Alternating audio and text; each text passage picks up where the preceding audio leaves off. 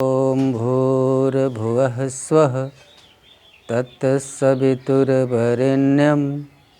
भर्गो देवस्य धीमहि धियो यो नः प्रचोदयात्।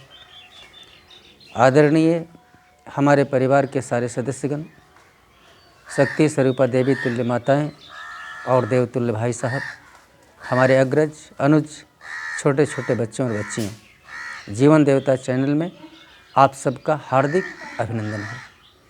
आज हम चिंतन करेंगे कि हमसे भूल कहाँ हो गई कि आज भगवान की प्रकृति हमसे रूठ गई और हमें दंड देने को तैयार है।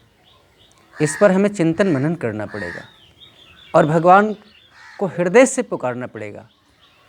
और भगवान हृदय की पुकार सुनता है।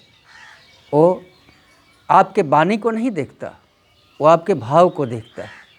वो आपके प्रार्थना के लच्छेदार श्लोक को नहीं देखता, वो आपकी तोतली वाणी से प्रसन्न हो जाता है। शर्त एक ही है कि उसे पुकारना हृदय से पड़ता है। वाणी एक माध्यम है। शब्द को आपको हृदय रूपी जो कढ़ाई है, उसमें जो प्रेम रूपी चाशनी है, उसमें डुबा करके भगवान को परोसो, भगवान आपकी पुकार सुन लेगा। आज हम भगवान की प्रार्थना करते हैं, मंदिर जाते हैं, मस्जिद जाते हैं, भगवान क्यों नहीं हमारी पुकार सुन रहा? इसके पीछे कारण क्या है? हम भगवान को हृदय से पुकारते ही नहीं।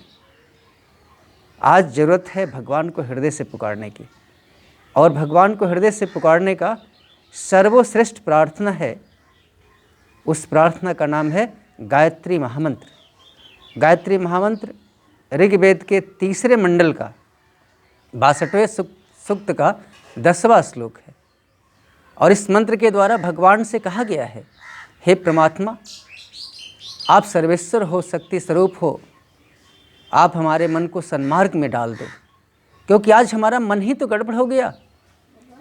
हमारा मन बहुत उल्टा पुल्टा हमसे करा डाला। हमने जीवन दायिनी ऑक्सीजन के जितने सारे वृक्ष थे हमने काट डाले। हमने वृक्षों पर अंधाधुंध प्रहार किया। कार्बन डाइऑक्साइड की मात्रा जिसके फलस्वरूप बढ़ गई, ऑक्सीजन की मात्रा घट गई। अरे कितना सिलेंडर मंगाओगे? सिलेंडर से हमारा काम चलने वाला नहीं है जब तक हमारा वातावरण ठीक नहीं हो जाता, जब तक हमारे वातावरण में ऑक्सीजन की मात्रा बढ़ नहीं जाती। इसलिए हमें वृक्षों को काटना भी बंद करना पड़ेगा, भगवान को हृदय से पुकारना भी पड़ेगा। हमें जल को भी ठीक रखना होगा, हमें इस धरती माँ को भी ठीक रखना होगा। हमें अब सुधरना पड़ेगा, हमें जीव हत्या बंद करना पड़ेगा, हमें मांसाहारी भोजन भी बंद करना पड़ेगा।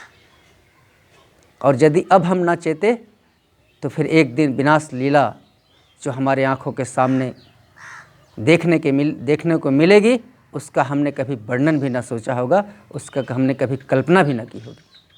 इसलिए हमें भगवान के शरण में जा कर के और भगवान से कहना होगा कि भगवान, गलती तो हमसे हो गई, अब तो हमें माफ़ कर दे।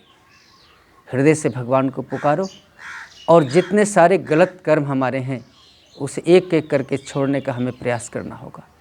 यदि अब नहीं सुधरे हम, तो फिर हम मिट्टी में मिल जाएंगे।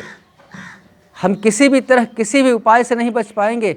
आज सारा विज्ञान फेल हो चुका है। कहाँ चली गई हमारी बुद्धि? आज तो हम विवश हो गए हैं। इसलिए हम भगवान के शरण में जाएं, भगवान से कहें, हे भगवान, हमारी रक्षा कर। और वो परम पिता परमात्मा करुणा का निधान है, वो हमारी रक्षा अवश्य करेगा। इसलिए फिर एक बार हम आपसे विनती करते हैं कि हम सारे लोग इस गलत कर्मों को छोड़ करके सही कर्मों में लग जाएं और मांसाहारी भोजन को बंद करें और प्रकृति की रक्षा के लिए घर घर में हवन करना आरंभ कर दें, घी के दिए जलाने शुरू कर दें, वृक्षारोपण शुरू कर दें और भगवान से प्रार्थना करना शुरू कर दें प्रतिदिन हृदय से। हमारे संकट बहुत जल्द टल जाएंगे और फिर से हमारा देश शुद्ध ऑक्सीजन के लिए, शुद्ध जल के लिए और शुद्ध धरती से फिर हमें वो तृप्त कर देगा और तृप्त हो जाएगा। हवन करना बहुत ज़रूरी है, याद रखिए।